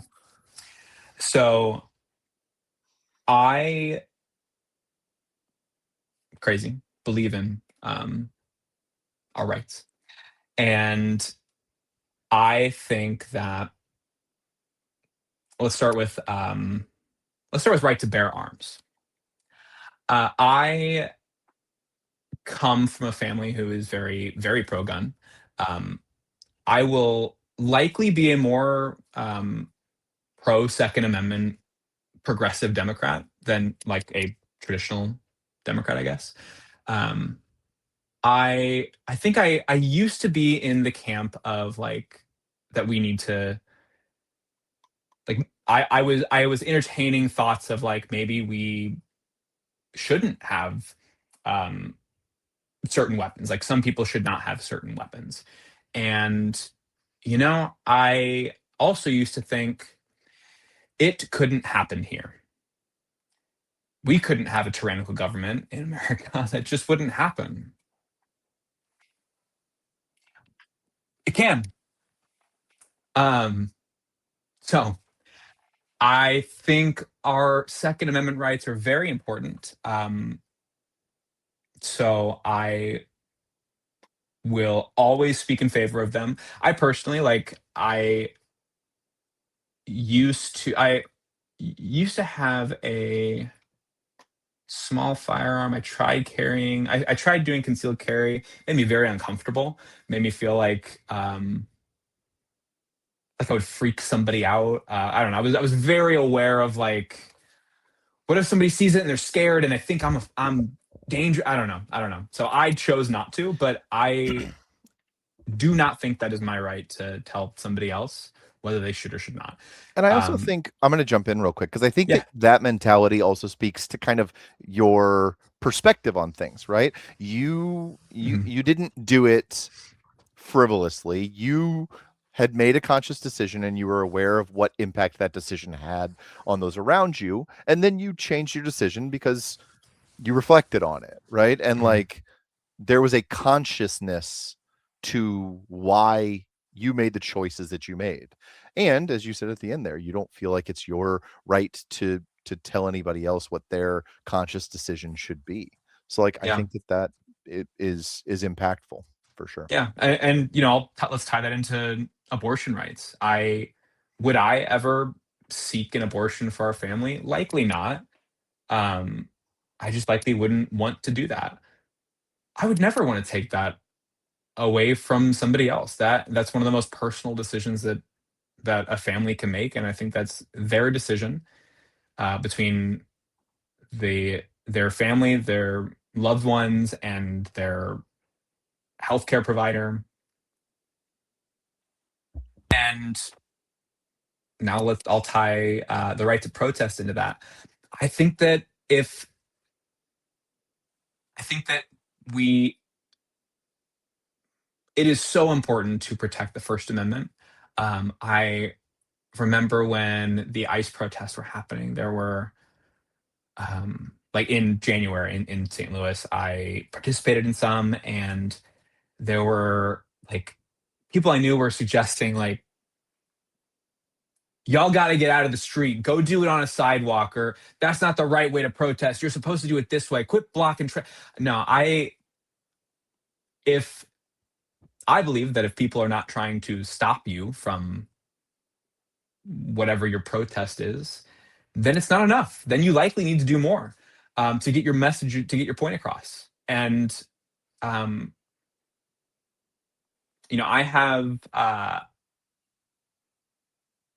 I believe that if we tie this back into like abortion access, I think that it should be available to anybody who decides it's the right path for them. I also believe that if you disagree with abortion, you need to retain the right to protest it. Um, and then also we have to retain the right to counter protest. And we like those have to exist in tandem for this to work. Um, yeah, I will be a fighter for our rights, and those rights are should be extended to everybody. And I think that we need to restore Roe v. Wade. I think that we need people in Congress who will speak up when the president says things like, "I don't like that he had a gun. He probably shouldn't have had a gun." Well, he was exercising his Alex Preddy was exercising his Second Amendment rights. So no, it's okay. Yeah, it was kind of a brain dump on all of several of our. Yeah. Okay. So I am going to try really, really hard here to rapid fire some of the questions that I feel like can get a quick answer. So I'm gonna Tommy, here's what I'm gonna do here is I'm gonna hold you to like a minute or so on each one of these. So what I would Okay. like for you to do is try and hit me with a quick answer, and then we'll move to the next one. All right. So Understood. rapid fire questions as we wrap up our Q&A. First, how do you feel about abolishing the Electoral College? How do I feel about abolishing the Electoral College? I haven't given it too much thought, Okay. but I certainly think that we should have one person, one vote. So open to it. Open All to it. right. I want to explore that some more. Yeah. Next, what are your thoughts on restoring and further enhancing PTO and sick leave mandate? It was a bit of an extreme slap in the face, the ballot measure overturned by these charlatans in office right now. We won't get too much into the charlatans in office, but enhancing PTO sick leave and the mandate for companies to provide that. Where are you at? Give us a We need minute. more of it. We need more of it everywhere across the board. I'm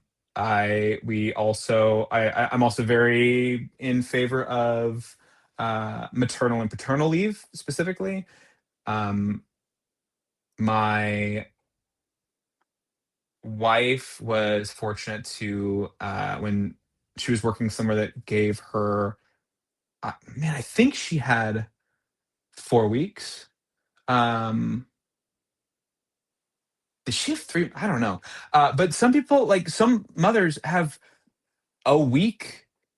Some have nothing. Like that shouldn't be a thing. And so, yes, I think we need to restore and further enhance PTO, sick leave, and also maternal paternal leave. Uh, yeah, people are people and not numbers in a spreadsheet, and so we should treat them like people with lives and families. All right, all right. Grabbing another one here. How do you feel running as a Democrat, seeing DSA candidates succeed elsewhere in the country on a left populism wave? I think that I was a big Bernie bro back in the day. 10 years ago, Bernie was my dude. Um, and so, I didn't know 10 years ago what democratic socialism necessarily meant. I don't know that I define myself as that, but I absolutely, yeah, kitty behind you. I absolutely identify with with a lot of the things that are on their platforms. Mom Donnie is like one of the best politicians in the game right now. Um,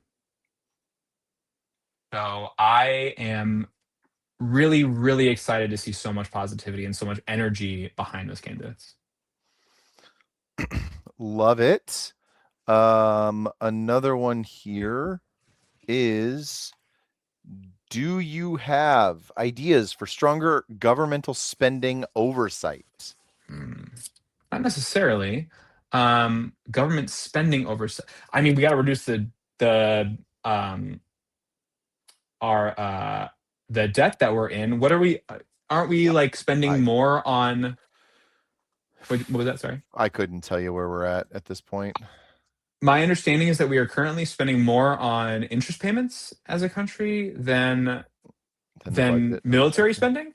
I believe that I want to say that threshold just tipped over, something like that. Yeah. Like, pardon me, what? That's insane. Yeah. Do I have ideas for it? No concrete ideas, just a desire to do something about it.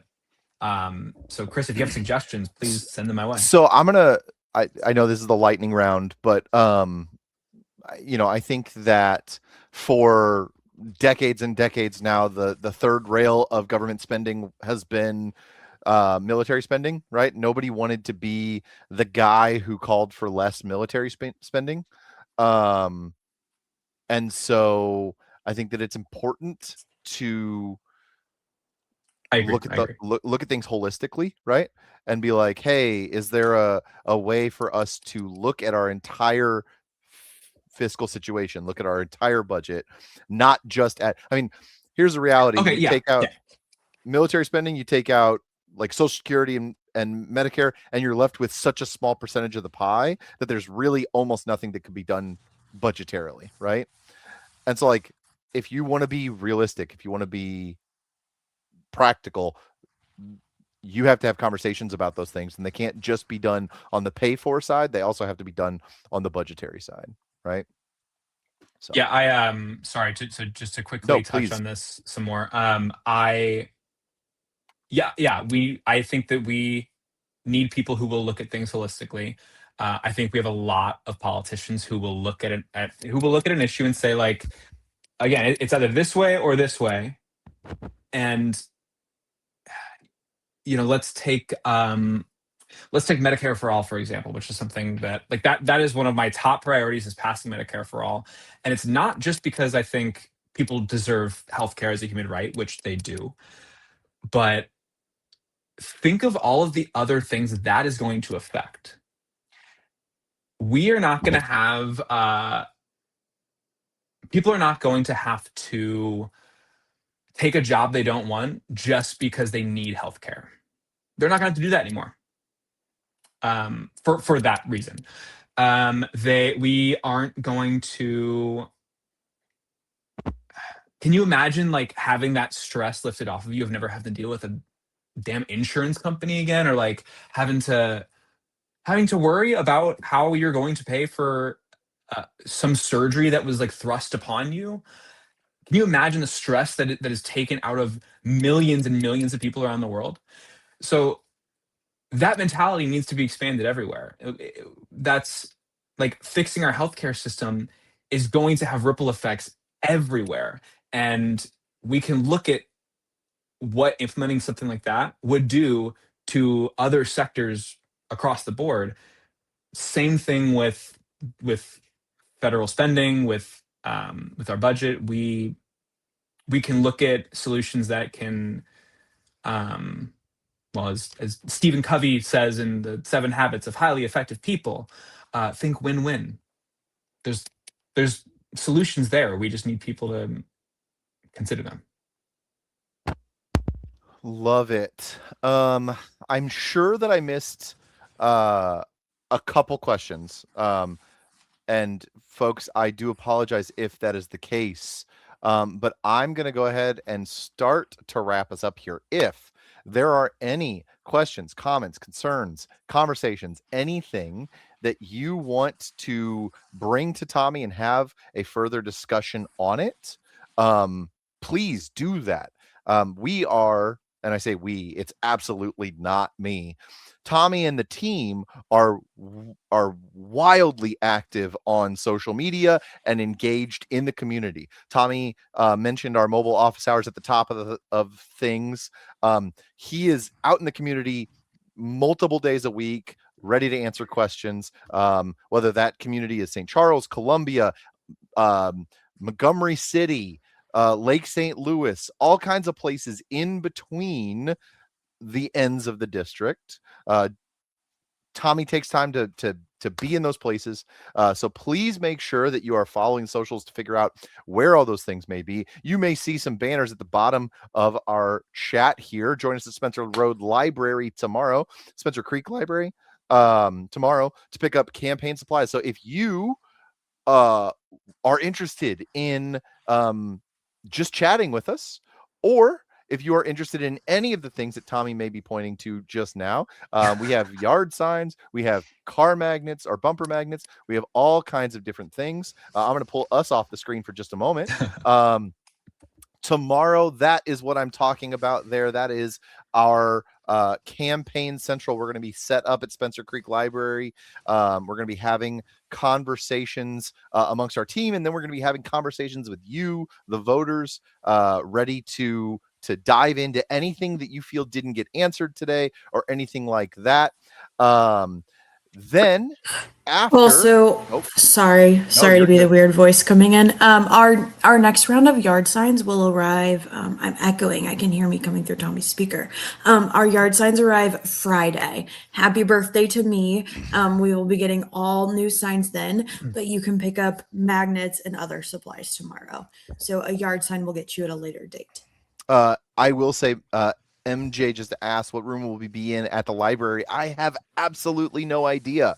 But I promise if you show up to the library, we will make sure that the signage points you in the right direction, and that you can find us. So rest assured, we will be findable. I promise. Yes, a large room on the first floor. I just don't frequent that library. Text me if you get lost, girlfriend. Okay. Moving on beyond July 30th, I'm going to actually hand it over to Brooke, our director of engagement. Seen here. Woo! Hi, friends. So I'm Brooke. I am Tommy's director of engagement. I started as the event coordinator at the start of the campaign, and then I said, hey, I have special skills. Can I use them? And Tommy said, yes, please. So now I am the campaign's director of engagement, and I do a lot of our events and other logistics. And so tomorrow we will be having a virtual bingo stream. We'll talk about some similar topics where like Medicare for All will come up. You'll learn more about Tommy and his background with Destination Imagination, and those kinds of things. So it'll be a way to come and get to know him and ask questions in a less formal format, and you can win some prizes. That will be virtual. I would recommend either getting the bingo card link ahead of time. We'll post it on socials, and printing it out, or using 2 devices. I'm a bingo girly, so you'll see more of that here shortly. And then on Friday, we are having a stream for Mecha Chameleon. I'm a little sad because I was shamelessly hosting a birthday party for myself, and now I'm going to a different event on behalf of the campaign. So if you could, and you join, donate $32 for my birthday. I would really appreciate it. If you join our Discord community, we are gathering players for Mecha Chameleon, because that can stream like a large amount. I think we could do like at least 12 before the game breaks on us, but we can, 20 is what I just got from someone else on camera in the backstage. But we will be cycling through some different players as well. And then you can join that live stream and continue to ask Tommy more questions. So if you're watching this replay back, please join us live on Friday, July 31st. We would love to continue the conversation with you. We're having an in-person event, don't worry, at the, the QR code's in the way. If someone can turn off the QR code for me, that'd be great. We will be at the Old Town Park Pavilion A in St. Peters, Missouri on August 1st at 11 a.m. I imagine we'll be there till 1 or 2, but we'll have food, we'll have some beverages for folks, and then we will have all the Blue Missouri swag to deck yourself out and your car out. And then we will go off to campus after that and really hit the sidewalks and get Tommy's name out there. And then I was acting like someone else was moving my slide for me. It's me. I'm moving them. Okay. So then we also are doing a volunteer bingo. And so if you are in our Discord, we have this bingo card up there. And you can check things off on your bingo card and earn one of these awesome free totes that we're making at a volunteer workshop together this week. If you plan on earning a tote, hit me up.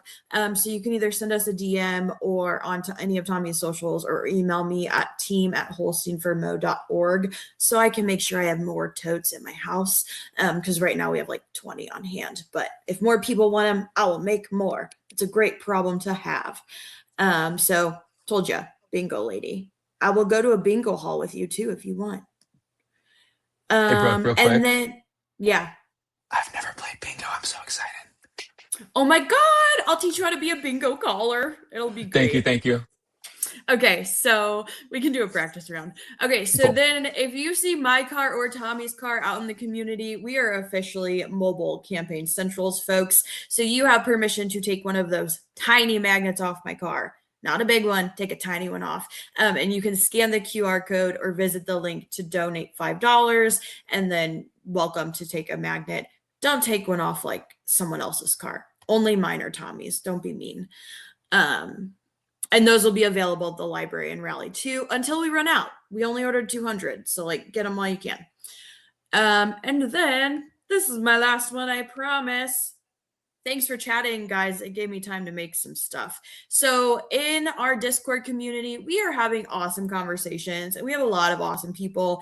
And this is going to be your easiest way to get plugged in to volunteer versus like hopping in other places. Just join our Discord and we'll get you plugged in. You'll select what you're interested in, whether it's events, social media, finance, data. Hey, Brooke, I have a random skill that isn't listed. Let us know. We want your help. And so these are actually images and conversations I've had with real volunteers that like this 8:02 p.m. That was this 8:02 p.m. She delivered yard signs for me today. Thank you, Kayla. You're awesome. Her screen name's Egg, so we also call her Egg. So when you join, make sure you identify yourself so we know what to call you in real life. And Brandon, that's officially the last of my images to share. So we never really planned on how we were ending this bad boy. Yeah. So you're good. Do a letter Folks, Kenny leave? we really appreciate y'all coming out. I know that we had a series of people with a probably 30 or 40 folks that came or went and asked questions. I know that we've got some people in the chat who have voiced their appreciation of the fact that this existed and the opportunity to really jump in and get their questions asked by somebody who hopefully will represent them.